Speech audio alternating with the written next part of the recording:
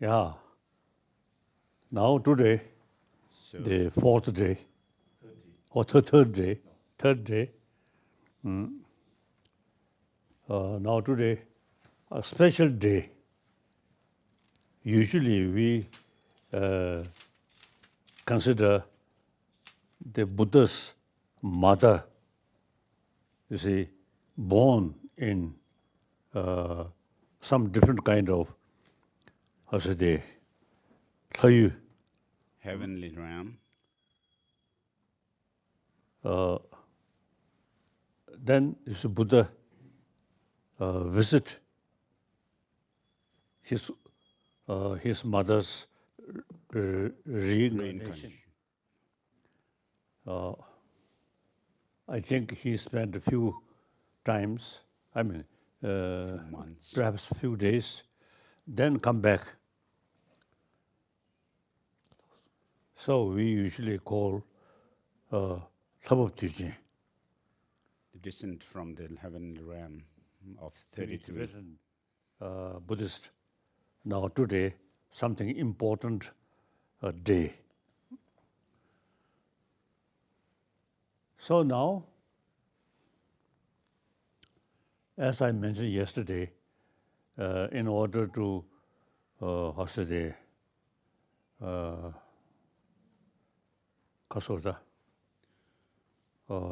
Commemorate. in order to make some, also the offering to Buddha, not a material or just sort of ritual, but meditate about shunyata Emptiness. and then meditate about bodhicitta. So Buddha's teaching. This is the main purpose of Buddha's teaching is transform his followers' mind. The way transformation, not through prayer, but you see, his teaching, like Parijapparamita Sutra, you also recited. Now that Parijapparamita Sutra, mainly, you see, mentioning about shunyata, the wisdom side. The Parijapparamita Sutras at the beginning, you see, the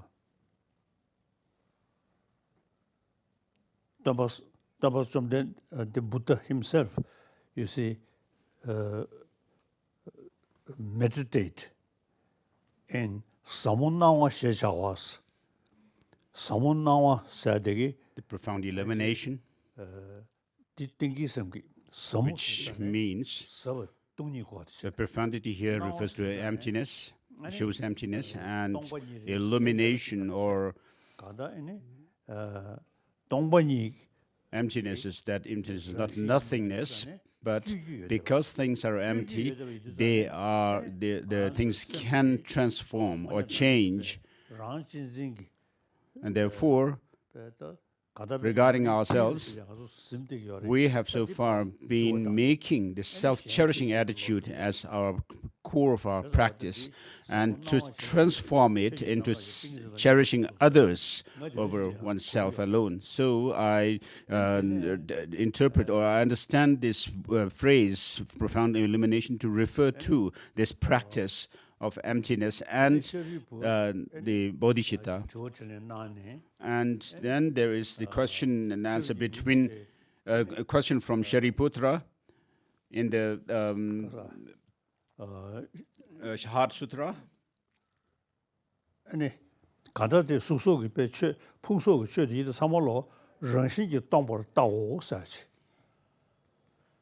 So everything has to be seen as empty by nature.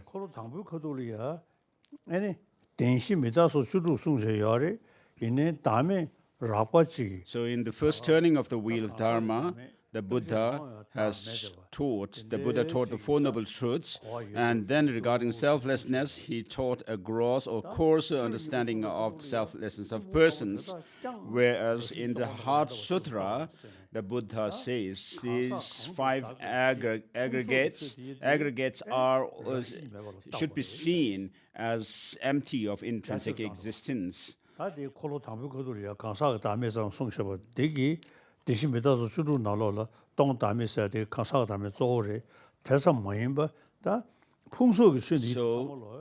with regard to this selflessness, not only did the Buddha teach that the beings are empty of intrinsic existence, but even the aggregates, the five aggregates, are empty of intrinsic existence.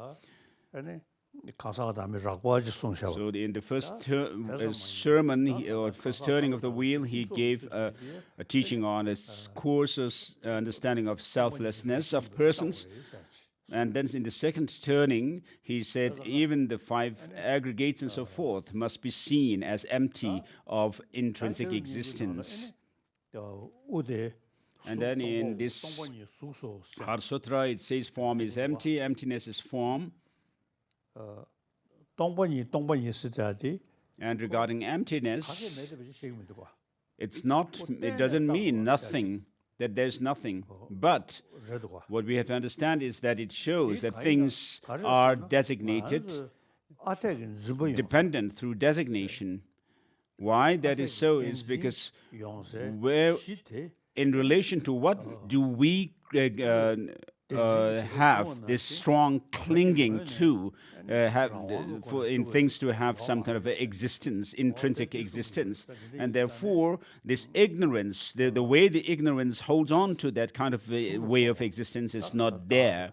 And therefore, the form, one's beings, and so forth, all these different objects do not exist the way they appear to us. And therefore, it says form is emptiness. So does emptiness mean nothingness? No, but because it says emptiness is form. So because emptiness means that things do not exist by way of their own characteristics or independently, but they exist by way of dependence on others because of being dependent on others. Other conditions. Therefore, being dependent and being independent are diametrically opposite. Either things have to be dependent or independent. And therefore, because things are devoid of independent existence, but they do exist by way of dependence on others, and therefore there is such a form exists, and therefore form is emptiness. And then this emptiness is not other than form, and form too is not other than emptiness. Shows that emptiness and form are of the same nature or essence. And during this teaching of the Heart Sutra, the Buddha was absorbed in totally in emptiness, and through his inspiration or blessing, the question and answer between Shariputra and Avalokiteshvara happened, and so the Buddha was totally absorbed in emptiness or a meditative absorption. And amongst his disciples or entourage, Shariputra and Avalokiteshvara did this question and answer. And then at the end of this teaching, the Buddha said, "This is so." So the Buddha was actually confirming that what Avalokiteshvara was saying was what he had experienced through his practice over 3 countless eons. And so the Heart Sutra and the Perfect Wisdom teachings teach the profound and the extensive path. And so with regard to the teaching of the Buddha, the most excellent teachings are bodhicitta, teaching on bodhicitta, and teaching on emptiness. So the profound and the extensive path. So just saying I take refuge in the Buddha doesn't mean much. What you need to do is you need to follow the teaching that are profound and that are far-reaching and extensive. So if you apply it within yourself, you can make transformation within yourself, and ultimately we ourselves also can become like the Buddha himself, a fully enlightened being. And therefore, as I said yesterday, to remember the Buddha, let us meditate on emptiness for a while.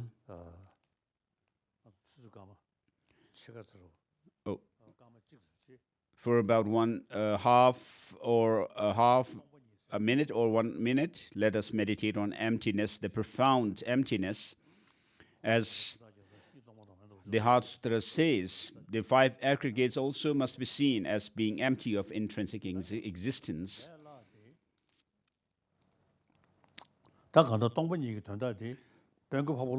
So, to make it simple, so the Buddha's teaching on emptiness, of course, but Master Nagarjuna makes it very clear what is dependent on dependence what arises through dependence is said to be empty. And since there is nothing which is not dependent, therefore there is nothing that is not empty. And therefore, because things are dependently arisen, therefore there is no independence. Nothing exists independently. So, for us, when we think about ourselves, we feel as if there is something that is tangible, that we can hold. And it is similarly with the case of Buddhas and the sentient beings, like down to those ants and insects and so forth. And therefore, because of this clinging to such a concrete, independent existence and things, we also become attached to the near and dear ones, and close ones and distant, or we have anger towards those adversaries. What is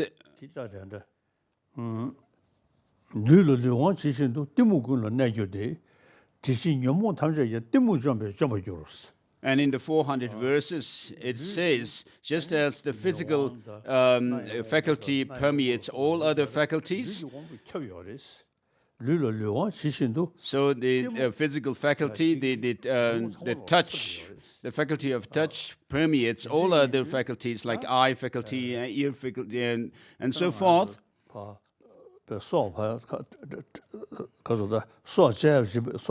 So, for example, if someone wants to be killed, so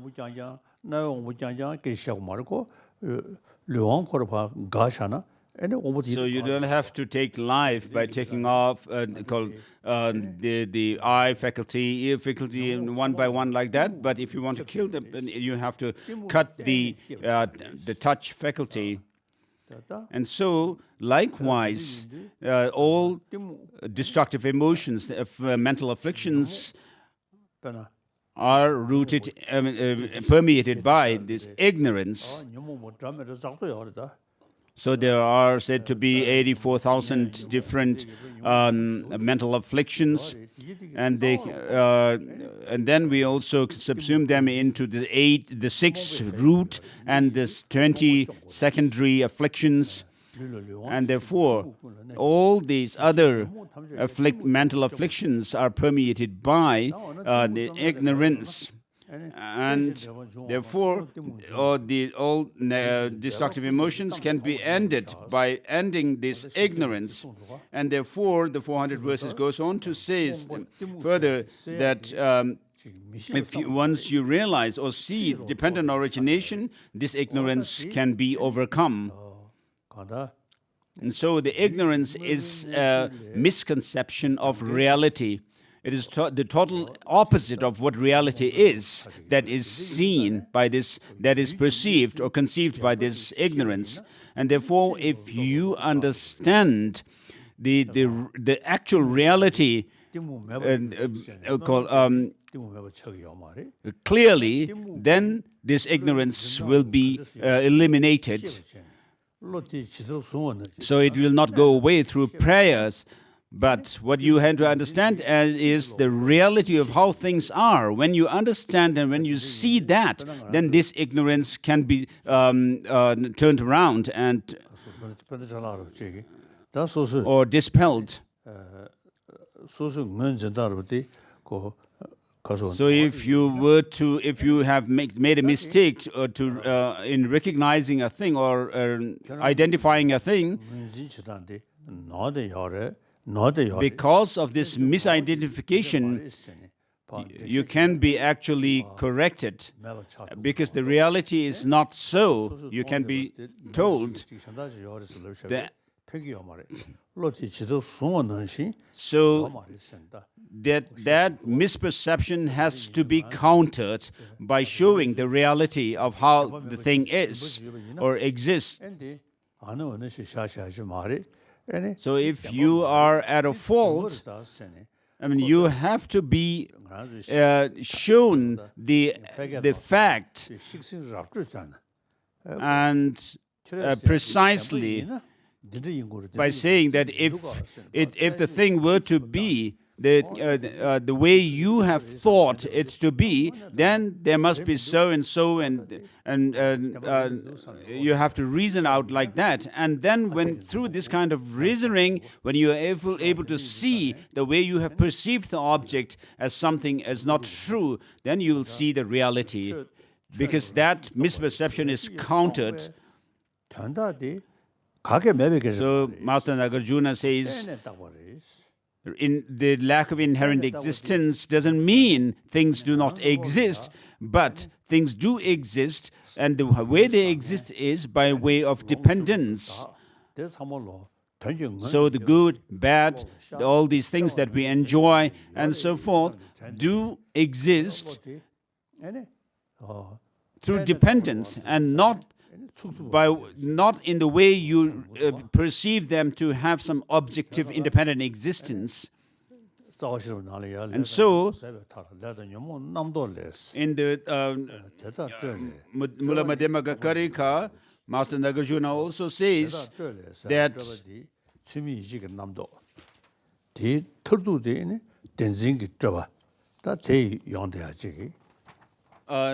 karma and delusions arise through our when they are ended, there is liberation, and these two, the karma and delusion, arise through conceptual construction, and that in turn through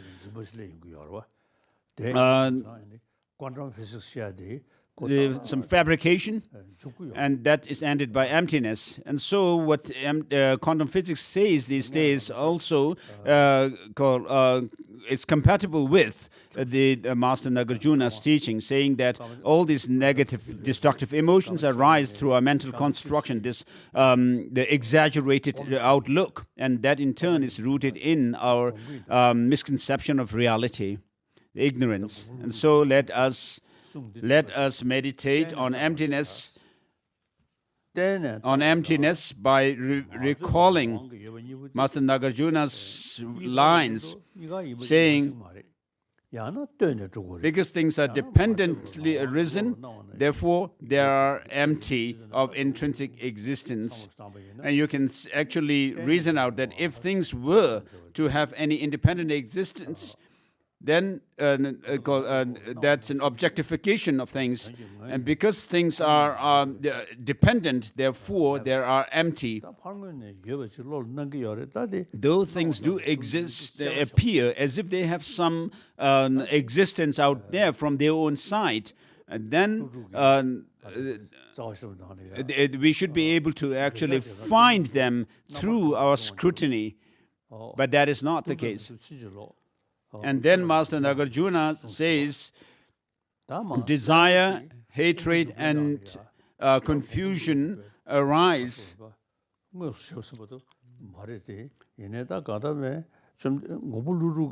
through the exaggerated outlook. And that in turn arises through the misconception of reality, their ignorance. And so Master Chandrakirti is the best commentator on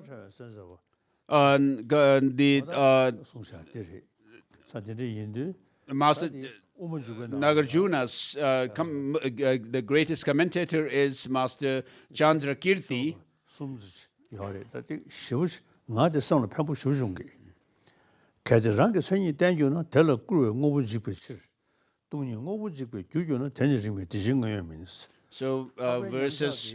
So Master Tsongkhapa says in his praise to the Buddha for teaching dependent origination, at the end of that praise, verses 56, 57, and 50 are said.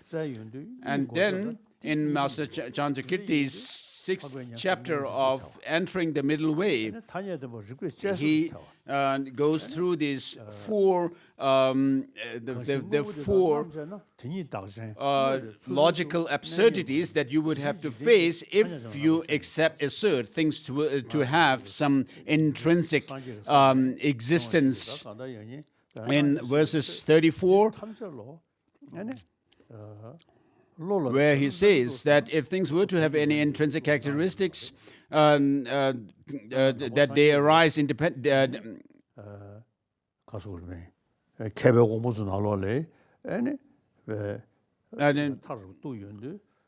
Things would come to be destroyed by denying it and so forth. So what this says is that the Arya beings, meditative equipoise, would be a destroyer of the real entities or phenomena. And then, of course, Vaibhashikas, Sautrantikas do assert things to have some objective existence, and that things could be found through analysis. And then also the Chittamatras, because they assert things to have some objective existence, and that a person can be found through analysis, and that they point to this alaya vijnana as the identity, the final identity of the person. And also, the Savatantrika Madhyamakas do assert that there is objective existence. And so this is rejected in verse number 34 of chapter 6. If the intrinsic characteristics of things were to arise dependently, things would come to be destroyed by denying it.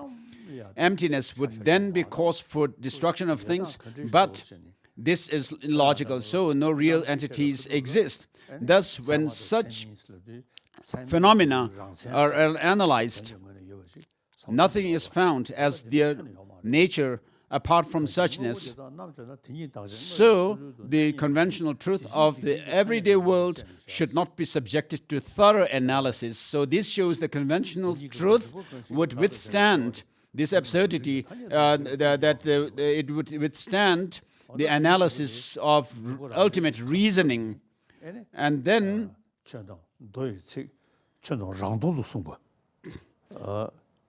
in the context of suchness, certain reasoning disallowing arising, verse number 36 as well. And the text also points out this logical absurdity that ultimate production cannot be denied. And then in the auto commentary, Master Chandrakirti adds the final point, the fourth point of these four absurdities, that the Buddha's teaching phenomena absent of self-nature would not hold true. And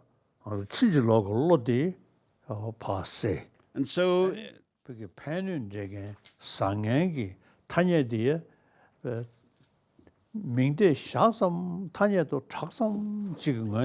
says in the context of suchness, certain reasoning disallows arising from the self and from the other, and that same reasoning disallows them on the conventional level too. So by what means then is your arising established? And so things have no independent self-existence whatever if you analyze them through the fivefold reasoning or the sevenfold reasoning.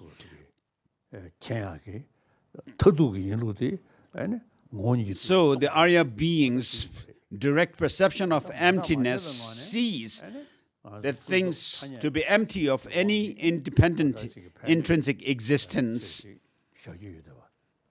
Yet, while denying any independent intrinsic existence in things, we can still assert things the everyday world experience through conventions.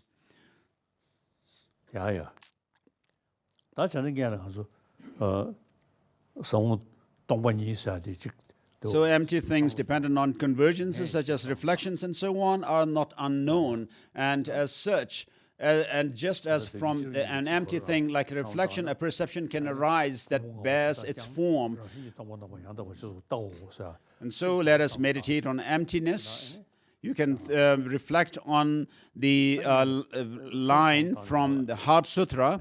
All these five aggregates are empty of intrinsic existence. Or it's maybe better to think along these lines from the Mulamadhyamaka Karika.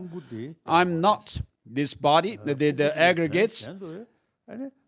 I'm not separate or distinct from them, because I have to be designated or asserted independence on the aggregates.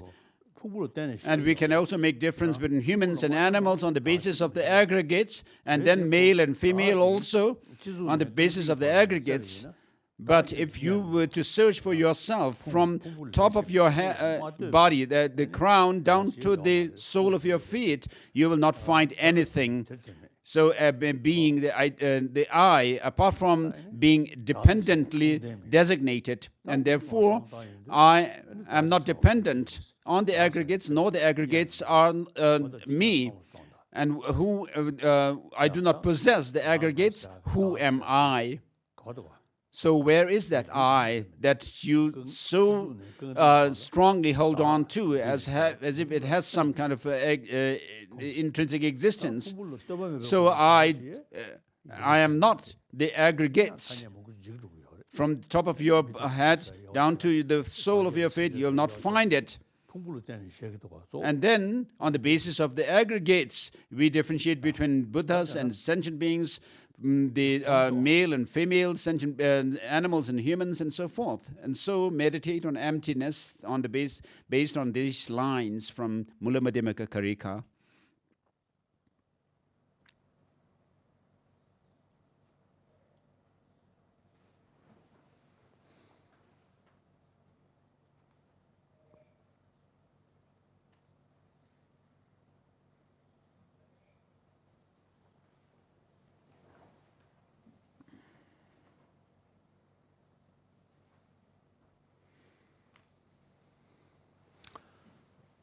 Oh,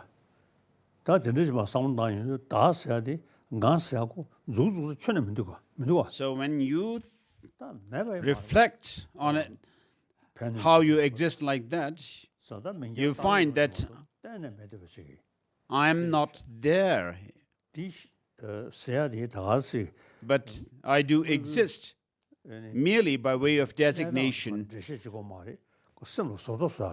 So this is not just for philosophical sophistry, but it has to counter our mental afflictions, because they arise through this clinging to and holding on to some independently existing me or I. And so that has to be countered.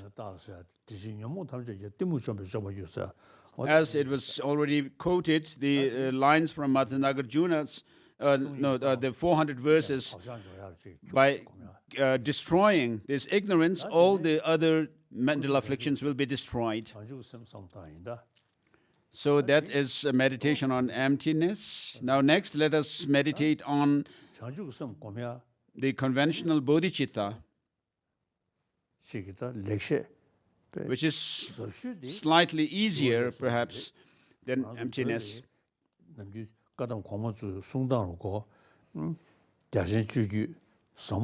So the most profound method of cultivating bodhicitta, there is in Tibetan the three lineages: the extensive lineage of the path, the profound lineage of the view, and then the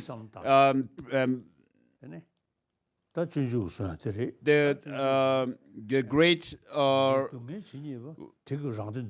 system of the method of the blessings lineage, practice lineage. So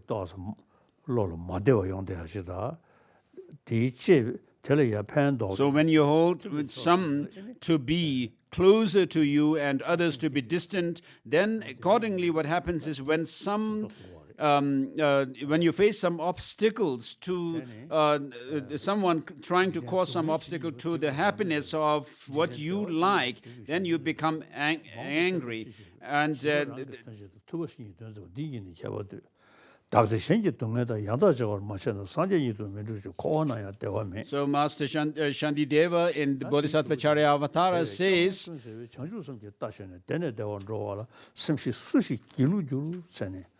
all happiness in the world comes from wishing others to be happy, all suffering, wishing oneself to be happy.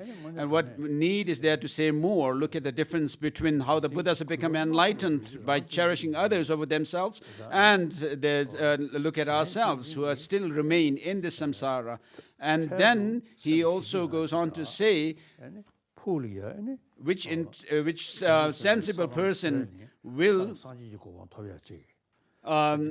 feel discouraged to ride the horse of bodhicitta, which takes one from blissful to blissful state.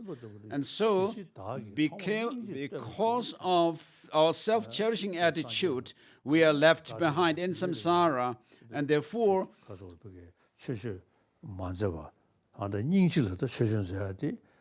Master Chandrakirti focuses on compassion towards all sentient beings. And he says, at the beginning of Madhyamaka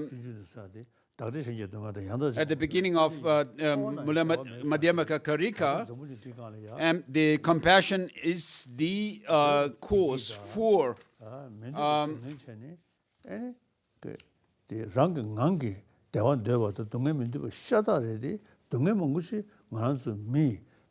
the Buddha's, the perfect Buddhahood, and so forth.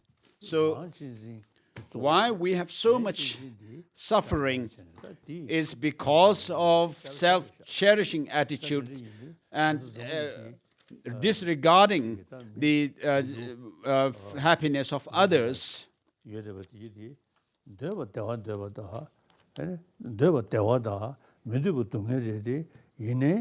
So all 7 billion people, though we want happiness, happiness is what we desire, and suffering is what we don't desire.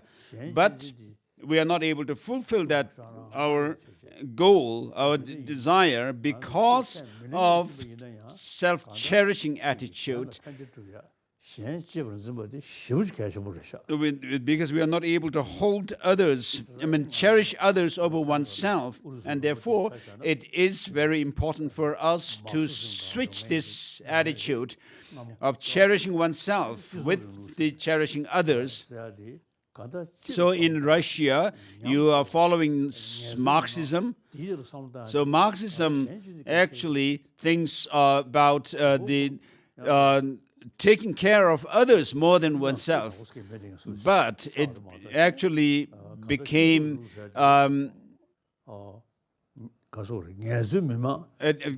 that principle kind of degenerated in practice.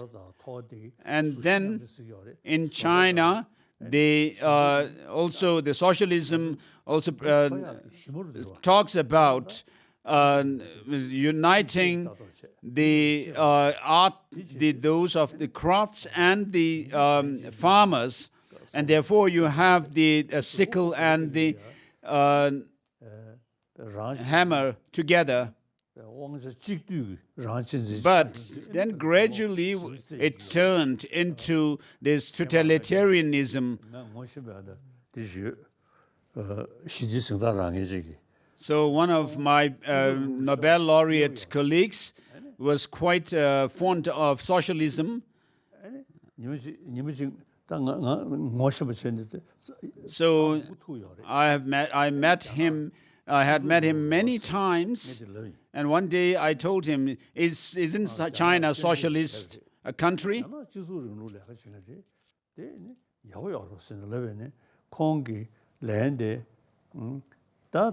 And he was actually criticizing China, and I said, of course China is not bad because it is a socialist country. But then he said, no, today China is no more socialist country. It is the worst kind of capitalism. So they follow the totalitarian system. So the socialism has become only a lip service. So they only think about their power and authority. So this Nobel laureate colleague had actually told me this. And so therefore, it is very important to have altruism. Although these socialist revolutions did happen with this idea of serving others, but because they have not been able to transform within themselves to take care of the others sincerely, wholeheartedly, then this didn't become successful. So whatever happiness, suffering there is in the world, all come from wishing others to be happy. Whatever happiness there is, all come from wishing oneself. Whatever suffering there is comes from wishing. Whatever happiness there is comes from wishing others to be happy. Whatever suffering there is comes from wishing oneself to be happy. And then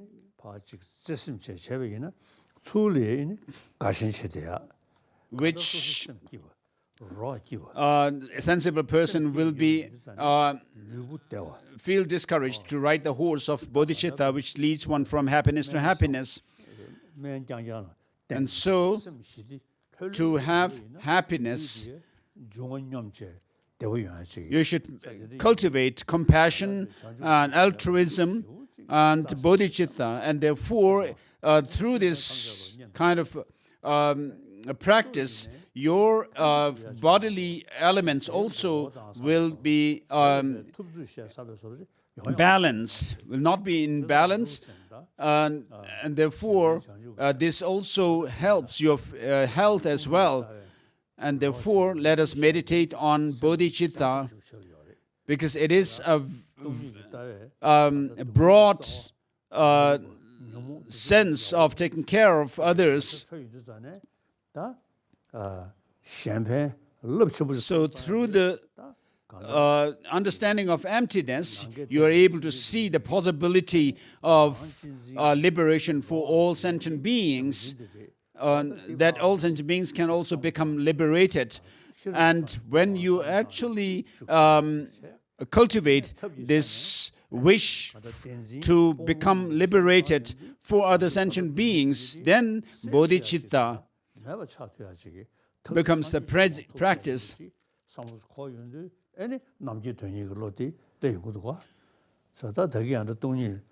So when you think about helping others, of course,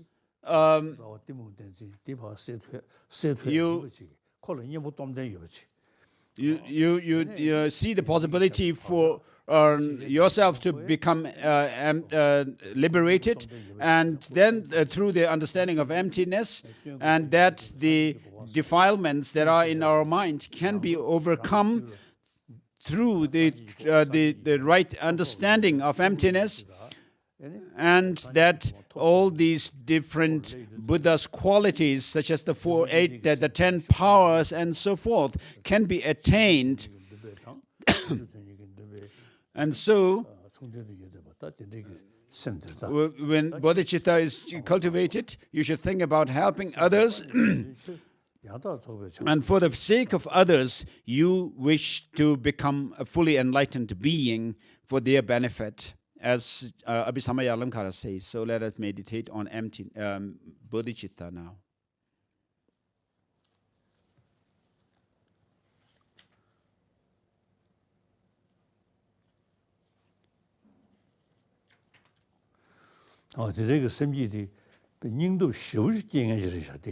So it gives a huge courage within oneself. So it gives such a courage that you make such an aspiration, like it says, just like space and the great elements such as earth. May I always support the lives of all boundless creatures.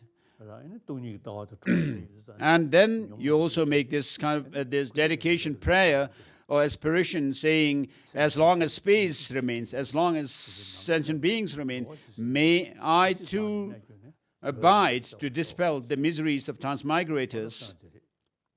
And then in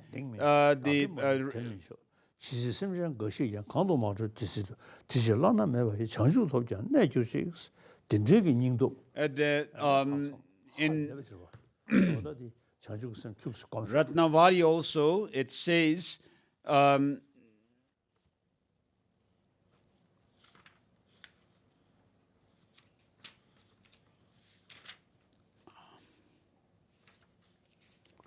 like the earth and so forth. May I be precious like life on beings, to all beings, and they be more precious to me. May their negativity ripen upon me, and all my merits ripen upon them. So today is the auspicious occasion of the Buddha's coming down, returning to the earth after visiting his mother in the heavenly realm of 33. And so it's been over 2,500 years since the Buddha lived, passed away. And so he came to the world in order to help sentient beings here. So the purpose of his coming to the earth is to show to teach the 84,000 teachings in through the three turnings of the wheel of Dharma. And so the purpose of Buddha appearing in the world is to show the practices which are to be avoided and practices which have to be adopted. And it is like actually leading the sentient beings through the different stages of the development of the path, like we go through the school system. And so the Buddha showed us the path to eliminate our defilements, ignorance, and so forth. And so this is the way we should commemorate the Buddha. So on a daily basis, do your best to meditate on emptiness and also bodhicitta, which considers others more important than oneself and cherish others over oneself. Of course, we do recite prayers and mantras, but the main practice should be the meditation on emptiness and bodhicitta. and it will be beneficial to do that if you do that. Let us start the question and answer session No now. question.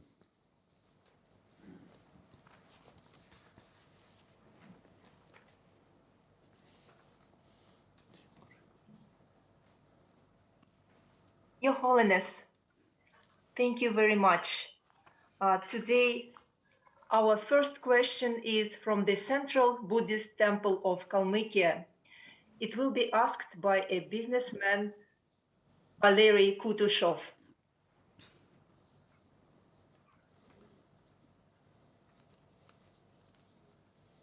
Ваше Святейшество, доброе утро. Good morning. Мой Your вопрос связан Holiness. с моей работой. The question is about doing business in the realities of present social and economic situation.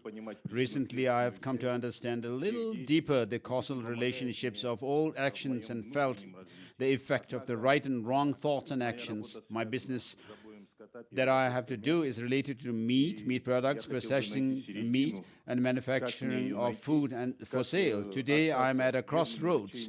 On the one hand, my business means blood, slaughter, money. On the other hand, I have to feed my family. How can I find a middle way to remain a sincere Buddhist and at the same time support my family? So the ethnic Mongolians, you survive on flesh, and it is the case also with Tibet. So we do not have much vegetables. So in these regions, because of the reality of the geographical reality itself, we cannot be totally vegetarian and giving up the non-veg. So you have to. There's no choice. On the whole, the society cannot. May not be vegetarian completely, but individuals in the society can still have options. So with regards to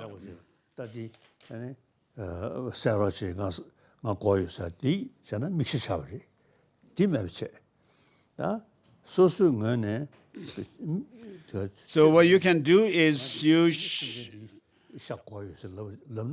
cannot choose an animal and then let the butcher kill the animal for you. So that is intentionally looking for meat and letting the animal be killed by another person. So the whole world, of course, cannot be vegetarian. So though you can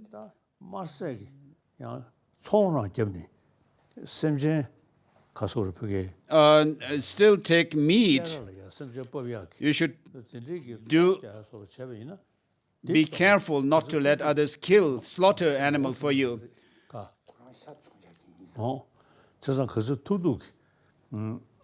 So do your best. In your case, so if you sell animals for to be slaughtered, so slaughtering animals or having a beef farm, and it is industrial animal farms in the West, the bulls are being killed, thousands in thousands. So those are actually killing animals intentionally for meat. So if on your part, do the business of selling meat as less as possible. So if you could reduce selling meat it would be good. And also to take less meat. So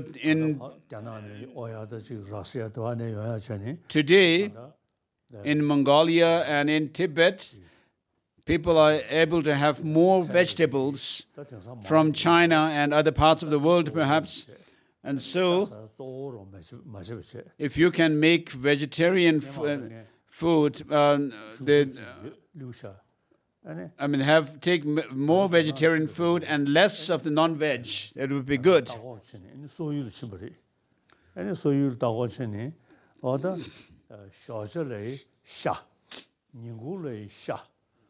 So some Tibetan officials visited China at one time, and then after that they went to Mongolia, and in Mongolia they were served meat even in the morning for breakfast, for lunch, and for dinner. So they became quite abroad with meat. So if you could increase taking more vegetables and less meat, it would be good. And meat, industrial beef farming and so forth, also are bad for environment as well, His Holiness said.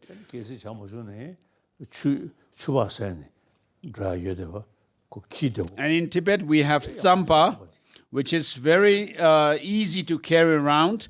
And even if you may not get tea or something to take with it, you can still use fresh water. So barley tsampa has a special taste, and also it is nutritious as well. And so you could do agricultural work, harvesting or cultivating barley or growing vegetables more. That would be good.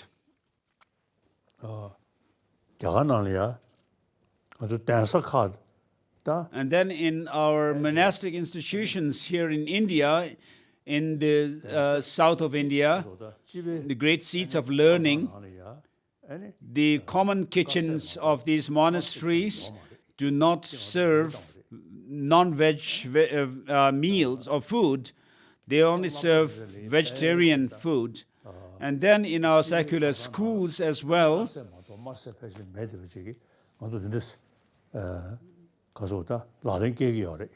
the common kitchens don't serve non-veg.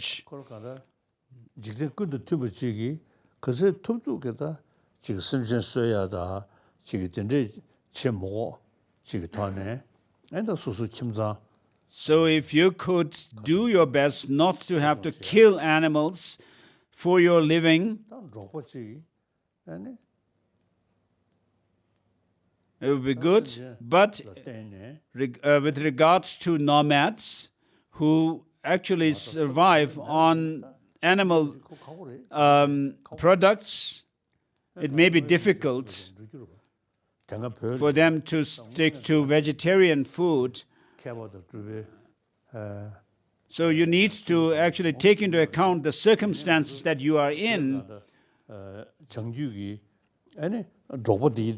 In Tibet, the northern part of Tibet, where nomads live, the great Tibetan religious leaders, masters, have not been able to make them vegetarian, not to take non-veg food at all.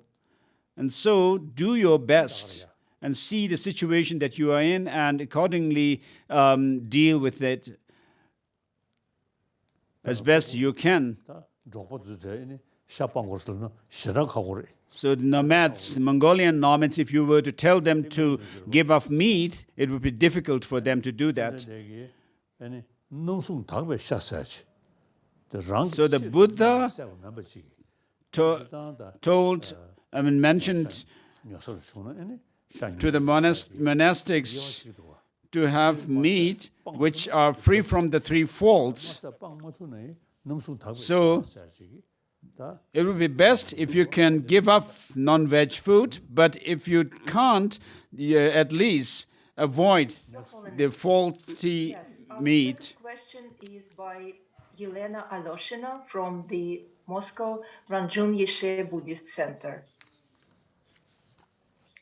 Ваше Святейшество, в последние годы, особенно в 2020, мы наблюдаем So during last years, and especially in 2020, we witnessed transformation and transmission of Buddhist teachings, where a live process of transmission from a teacher or disciple turns into synthetic communication via internet, not always online, often just recorded videos. Some people may feel the blessings decrease in such transmission and it becomes less effective. This year 2020, it may seem as a forced measure, but it seems it soon will become a normal practice. What Your Holiness thinks perspective, benefits, and maybe disadvantages of such ways of transmission. So usually we talk about, of course, strictly following the tradition. We do talk about receiving a transmission from a Lama directly. So this has become a custom. But initially, when the Buddha gave teachings, he didn't make a difference between transmission and explanation and so forth.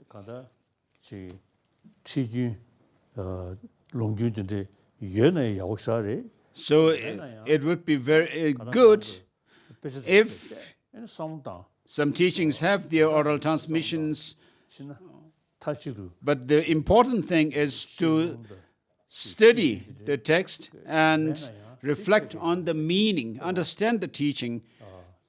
So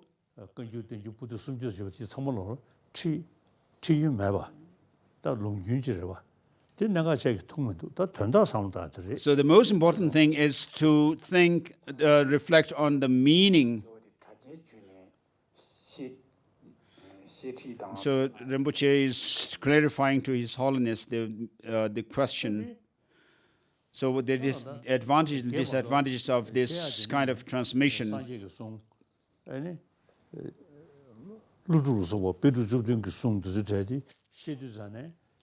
So when we listen to the teachings of the Buddha, the masters like Nagarjuna and so forth,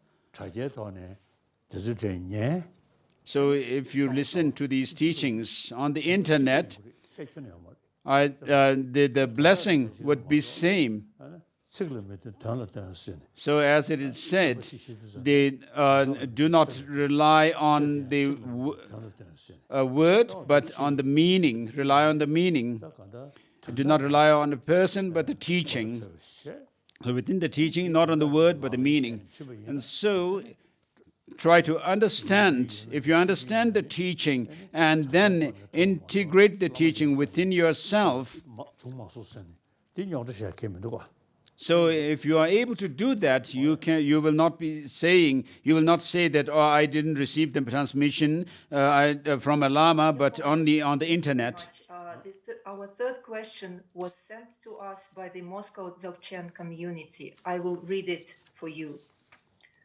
We, students of Namkhai Norbu Rinpoche, are left without a teacher who united us. After his demise, we found ourselves in a situation when the teacher didn't appoint his successor.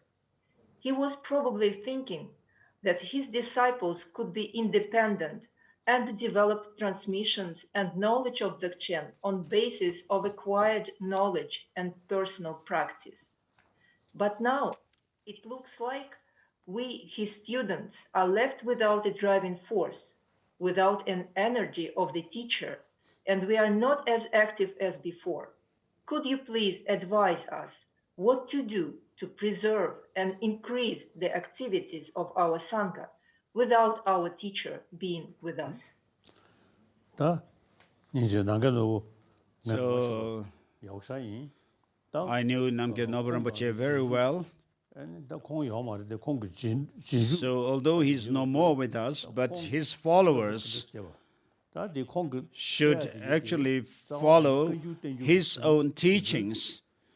And his teachings came on the basis of the conjure and danger.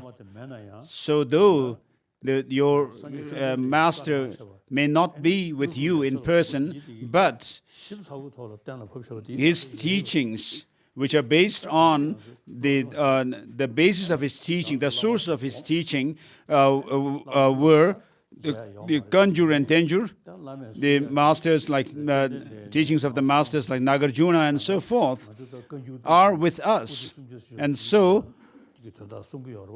these teachings that have come to you through your teacher actually have their source in the conjure and danger.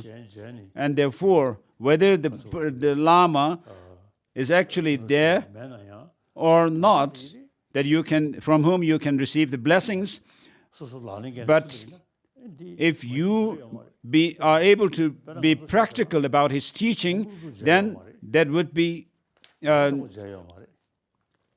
will serve the purpose for you. So though we have not met Master Nagarjuna or Chandrakirti, but we have the text with us and we study them, their texts. And so, and similarly, the past masters of Tibet are no more with us, but their teachings on the view, contact, and meditation are with us. And so, the Namkhe Nobu Rinpoche's students also should also think like that. Yes, thank you very much, Your Holiness.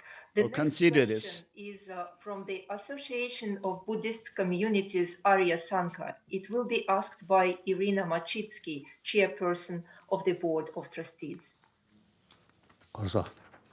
Good morning, Your Holiness. Я представляю Ассоциацию буддийских общин Ария Сангха. So, Your Holiness, I represent the Association of Buddhist Communities, Arya Sangha. In early December, we are going to hold the first Russian all-Buddhist online Manlam. Buddhists of different traditions will get together. In what direction could Russian Buddhists unite their efforts to promote the development of Buddhism in Russia best and benefit the people of our country? И принести максимальное благо жителям нашей страны. Спасибо. Thank you. 다치 아주 가서 산에 잠만 들이야. 아니 추루 잠만 들. So different regions have different religions. In Russia, 나라야 남고천 전부지. within Russia, there are many Buddhists for over 1,000 years. They have been there. And therefore, within Russia, to work for the promotion and to revive and promote the teaching of the Buddha is not something new that you are doing, like proselytizing others who are not Buddhists, but you are actually reviving the teaching that has been there and which has declined, and so it has been your traditional religion in these regions, and therefore it is reasonable to promote.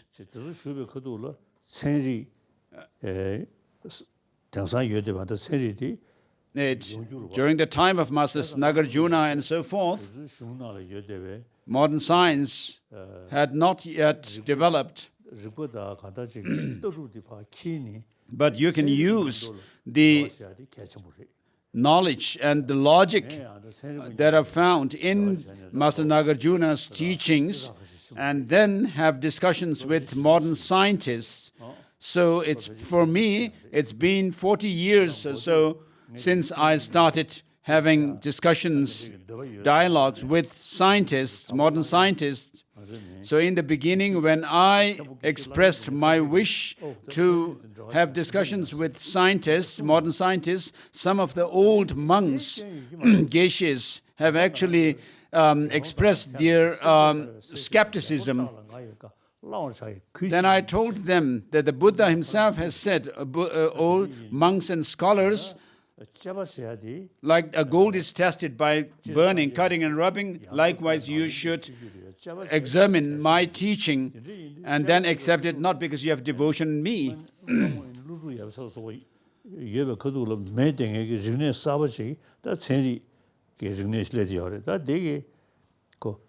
So what is emphasized is analysis and experimentation of the teaching of the Buddha. So today we have the new field of knowledge, which is modern science, which was not there during the times of Master Nagarjuna and the Buddha and so forth.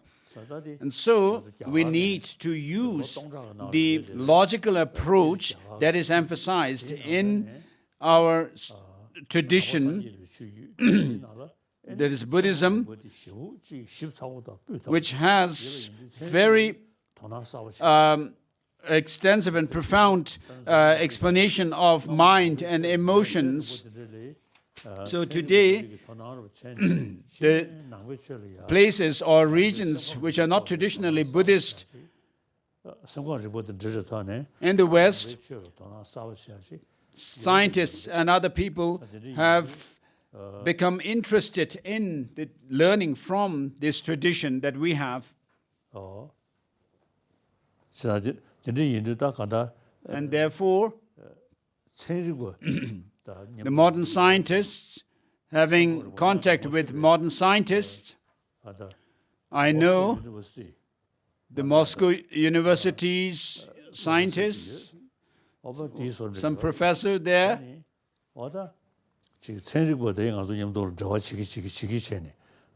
so by having contact and interaction with modern scientists, the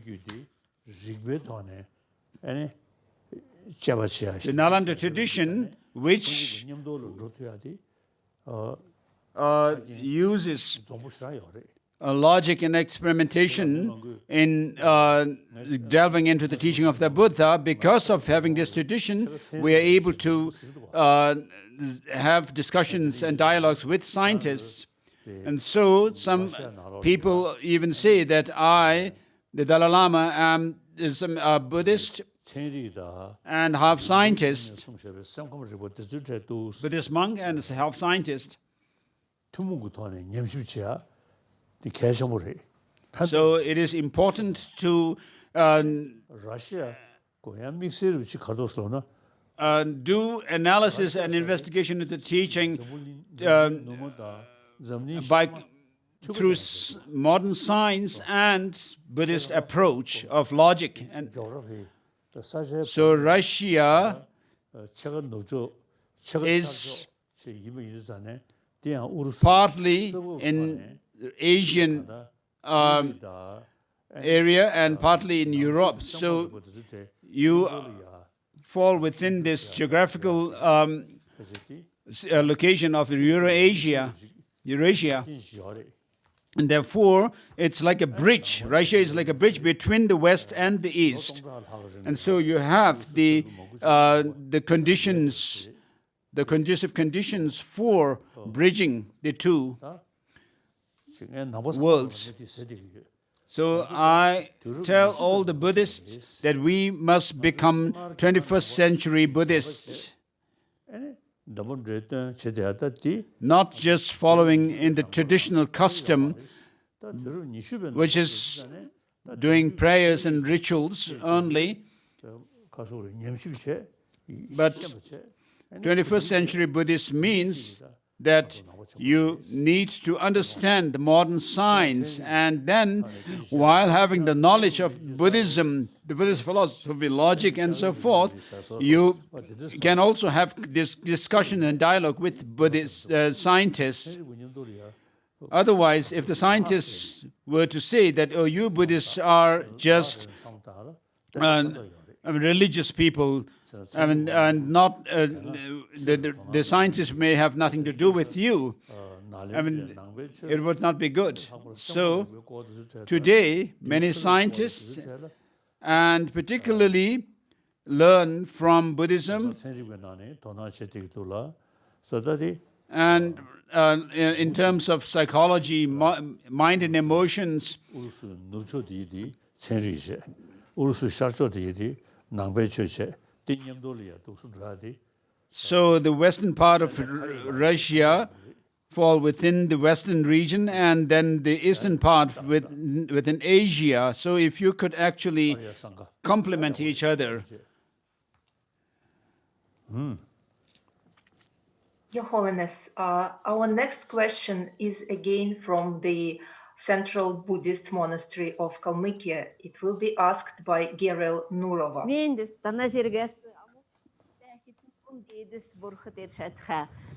So, Your Holiness, I'm asking my question at the statue of Arya Nagarjuna erected.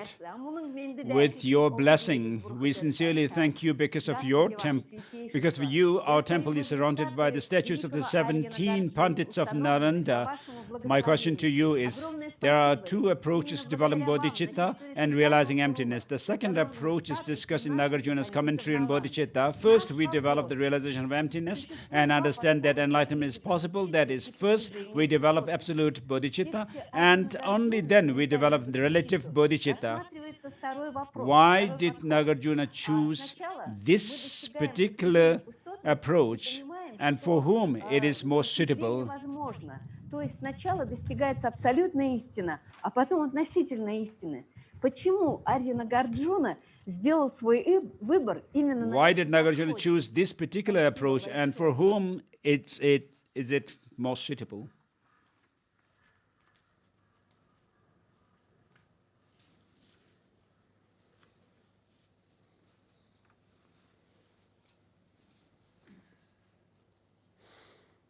디아도 되기 당연하다 대 So first of all, 갈미키에 그게 in Kalmykia, 빈주주등 there are the 17 Nalanda master statues were built, and with the temple as well.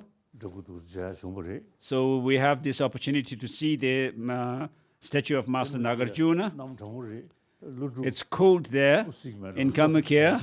I just had this thought that isn't Nagarjuna feeling cold? So Master Nagarjuna and the rest of the 17 Nalanda masters, of course, are no more with us, but their writings are still with us, that we can study and we can reflect on them. So, since Master Nagarjuna lived, it's been over 2,000 years.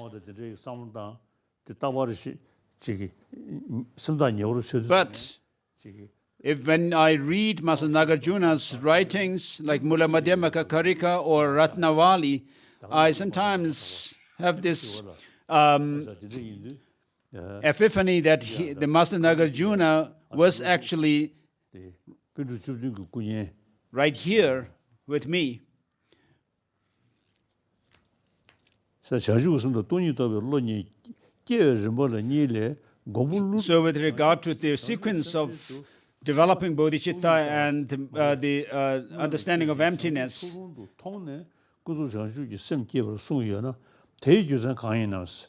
so why did Nagarjuna choose this approach of realizing emptiness first?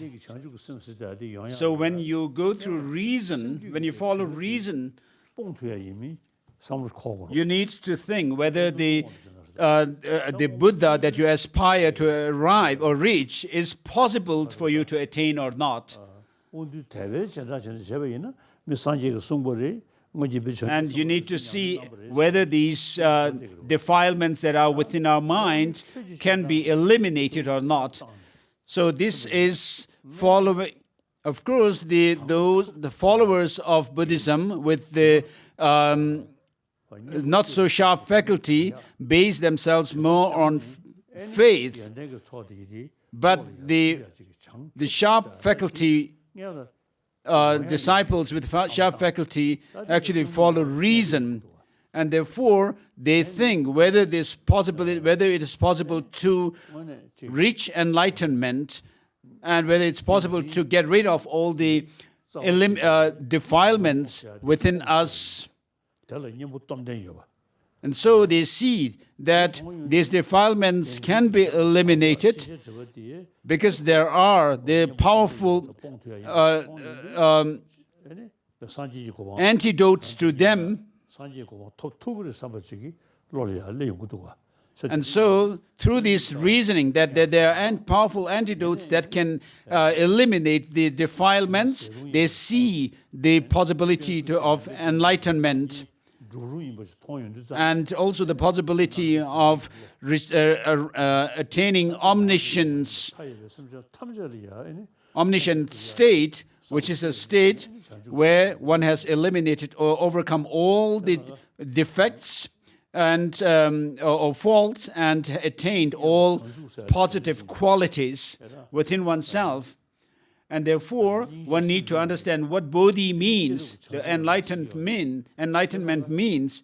And therefore, the Bodhisattvas are said to, as it is said, the Bodhisattvas focus on enlightenment with wisdom and sentient beings with compassion.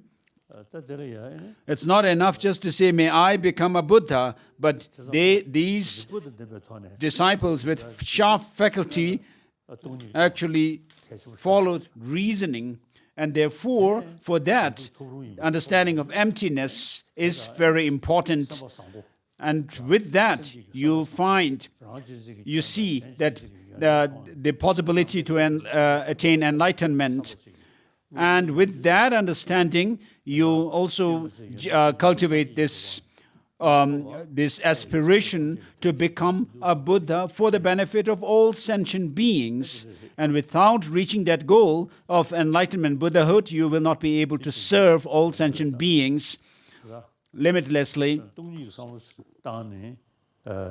And so, when you reflect on emptiness, without which you cannot think about the meaning of sang, which means having eliminated or being clearing all defects or faults and attaining all qualities. And ge means your mind is open to see everything that there is to know.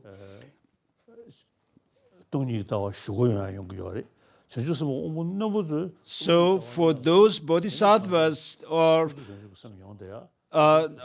the lesser faculty or duller faculty, they generate bodhicitta first and then go into the generation or cultivation of the view of emptiness. For those of sharp faculty, bodhisattvas with the propensity for bodhisattva path, those with the sharp faculty, it is the other way around. They develop the understanding of emptiness first and then bodhicitta. Our next question is from Andrei Lomonosov, director of the Moscow Ganden Darlin Center, which is part of the Foundation for the Preservation of the Mahayana Tradition. Your Holiness, first let me express a huge thank you to you on behalf of all Russian students for your continuous efforts in teaching Dharma and as a result of possibility of our future enlightenment. Please do continue to teach us in this and all future rebirth. It is great good fortune and joy to receive teachings from Your Holiness. However, we are dreaming of opportunity to see and welcome Your Holiness in Russia in person for a long time, facing obstacles to make it happen. Maybe there is a practice that Your Holiness can advise to us, your disciples, that we can do and by it enable your visit to Russia in person. So I appreciate your devotion and your admiration and your invitation. So I'm old now, and presently the pandemic, because of the pandemic, it may not be possible. It is not possible now. So from here to Kalmykia, it's about 4 hours by flight, and from Kalmykia to Moscow, there it takes about 3 hours. So it's a possibility. So physically, I'm very healthy. Even if we cannot meet in person, but we can still have this kind of virtual teaching on the internet. And historically, the title Dalai Bakshi came from Mongolians, and so we have very strong ties with Mongolia historically. And so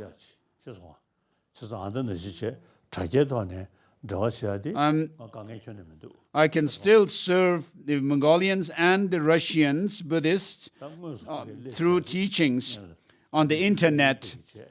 But we have to see the situation for me to be in Russia in person. And in Kalmykia, maybe in the future I can visit there, the temple. I have not been able to visit it so far. And then take a rest there for some time and then visit Moscow. So this is possible to do. It's not impossible. Thank you. Next. Your Holiness, the next question was sent to us by email from Tuva.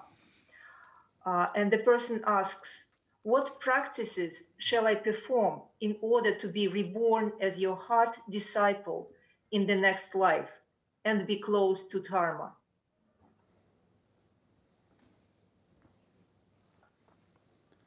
So for this, a future, what your future would be depends on your present. So you, my friends, you should practice bodhicitta and the wisdom of emptiness, which are my main practices. And so you should do the same. And towards the end of your life, when you're about to die, you should reflect, be able to recall these two.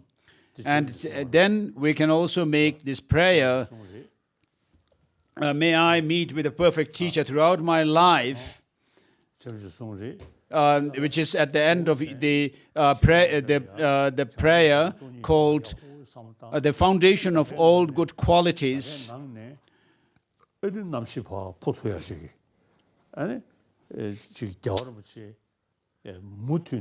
May I be never separated from the perfect Guru and be able to enjoy the perfect Dharma and so forth. And so,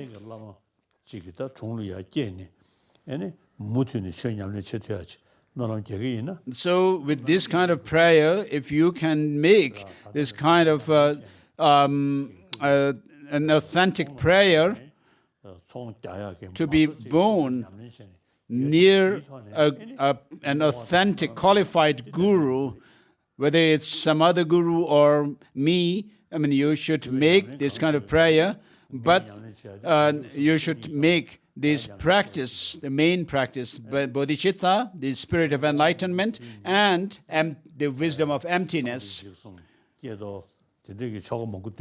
So I have received many tantric initiations, of course, such as Goya Samacha initiation and so forth, the Yamantaka and Heruka. So, but these are not the main. But the bodhicitta, and the view of emptiness are my main practices.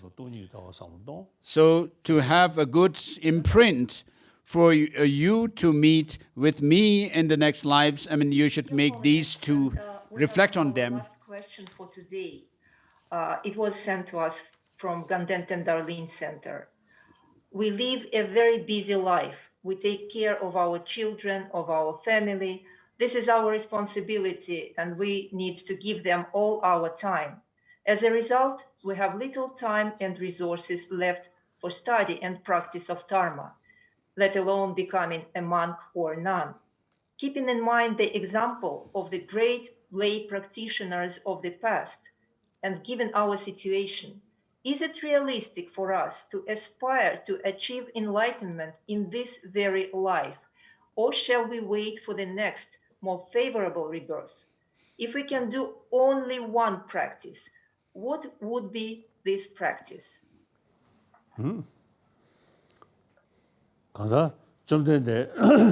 So regarding the Buddha himself, when he was alive, all the Buddhists were not asked to become bhikshus.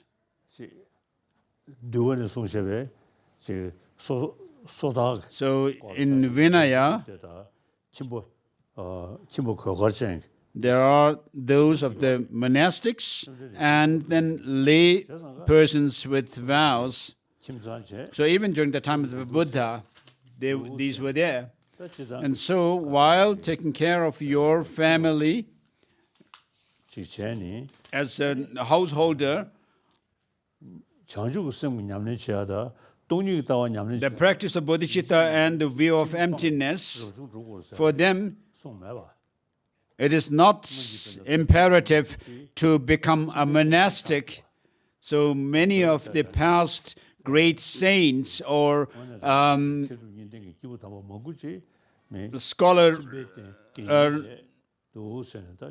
scholars and accomplished masters were not monks or nuns necessarily. And then in the Sakya tradition, there were the three of the lay practitioners who were masters of Sakya, the Sakya Patriarch.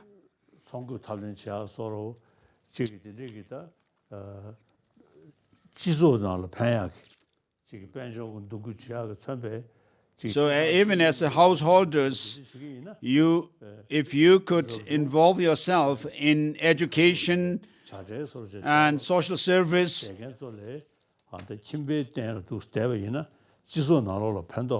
you may be able to do greater good and give help to the society more than the monks and nuns who are living in isolation in their hermitage. So with regard to the practice of bodhicitta and the view of emptiness, there is no difference between lay people or monastics. So many of the practitioners of the past were lay people.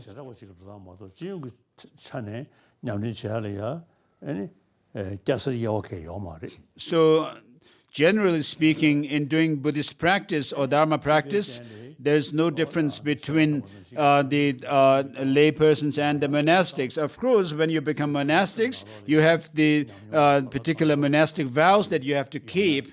That's a difference. But if you can develop bodhicitta and the view of emptiness within yourself, even as while you live as a householder, you will be able to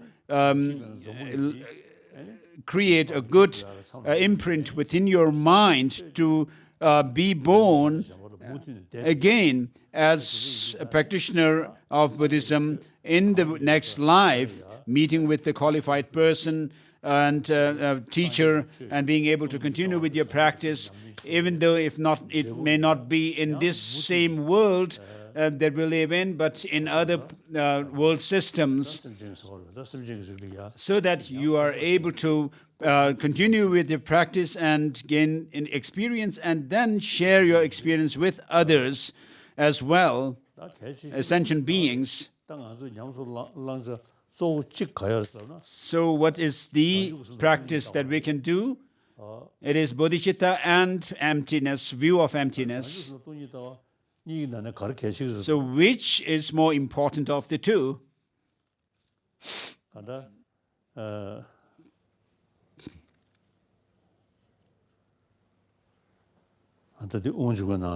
In Madhyamaka at the end of the 6th chapter, it talks about having the two wings of a swan.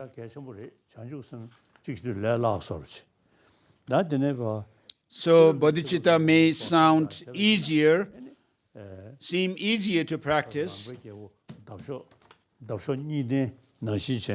So just as this king of swans need both the wings, the conventional and the ultimate wings of the conventional ultimate truth, so it says, and like a king of swans soaring ahead of other accomplished swans with white wings of conventional ultimate truth spread wide, propelled by the powerful winds of the virtue, the bodhisattvas cruise to the excellent far shore, the oceanic qualities of their conquerors. And so you need both the extensive path to progress along the path and that view, the profound view or the wisdom of emptiness.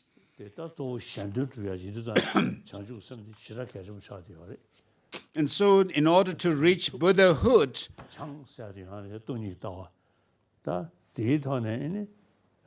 or Bodhi, which means Changchup in Tibetan, Chang referring to purifying all negativities, and Chup means having all mastery of all knowledge. And so for these to happen, you need both the bodhicitta, wings of bodhicitta, and the view of emptiness.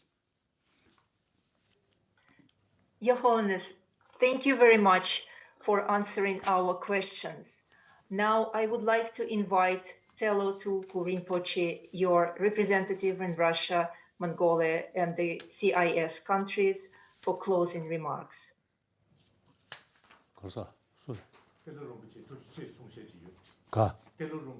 Your Holiness, on behalf of all Buddhists of Russia, I would like to sincerely thank you for your attention and care that you have given us over the past many years. We feel very fortunate and blessed by your compassion, kindness, and love. The wisdom that you have shared with us united all of the Buddhists of Russia, no matter which republic, ethnic group, organization, or tradition we claim to represent. Buddhists from all major traditions came together during these teachings, and it is because of your inspiration you have given us to work together and unite our efforts. We will continue to follow your advice and guidance you have given us. With this, I would like to end this year's teachings for Russian Buddhists by requesting Your Holiness to continue to be with us and continue to give us teachings in the future. We all wish you good health and long life and look forward to seeing you in the nearest future. Thank you very much. Thank you.